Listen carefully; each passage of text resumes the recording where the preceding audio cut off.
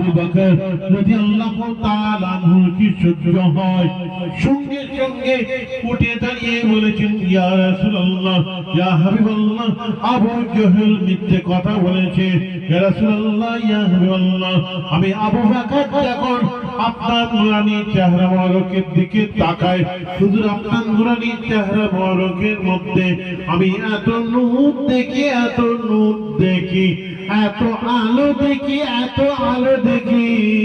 আপনার নুরানি চেহারা মোবারকের নূরের আলোর কাছে হুজুর চাঁদের আলো টেকাবে না, আর সূর্যের আলো টেকাবে না। আল্লাহ নবী বলেছিলেন, আবু জেহেলও ঠিকই বলেছে, আর আমার সাহাবা আবু বকর সিদ্দিকও ঠিকই বলেছে। আবার ইয়া রাসূলুল্লাহ, ইয়া হাবিবাল্লাহ, তা কি করে হতে পারে? আবু জেহেল তো আপনাকে কালো কুৎসিত দেখলো, আবু বকর সিদ্দিক তিনি তো চাঁদের মতন দেখলেন।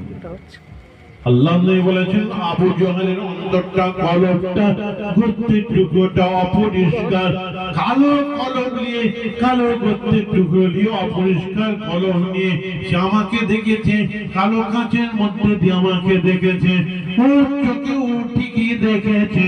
আর আমার সাহাবা আবু বকর সিদ্দিক রাদিয়াল্লাহু তাআলা আনহুর কলবটা, অন্তরটা, গোস্তের টুকরোটা পরিষ্কার পরিচ্ছন্ন, তাই সাদা ট্রান্সপারেন্ট, সাদা কাঁচের মধ্যে দিয়ে আমাকে দেখেছে।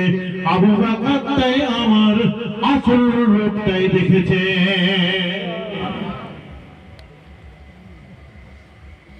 চোখ তো একই রকম ছিল, একই ছিল, দুরকম দেখা হলো। কি করি? ألا إن في الجسد مضغة إذا صلحت صلح الجسد كله وإذا فسدت فسد الجسد كله ألا وهي القلب। আল্লাহ বলেছেন, মানুষের শরীরের মধ্যে একটা গোস্তের টুকরো আছে, সেই গোস্তের টুকরো যদি পরিষ্কার পরিচ্ছন্ন পাক সাফ হয়, তার নামাজ, রোজা, ইবাদত, বন্দেগী, আমল, খাওয়া দাওয়া, দেখাশোনা সব পরিষ্কার পরিচ্ছন্ন পাক সাফ হবে, পরিষ্কার হবে।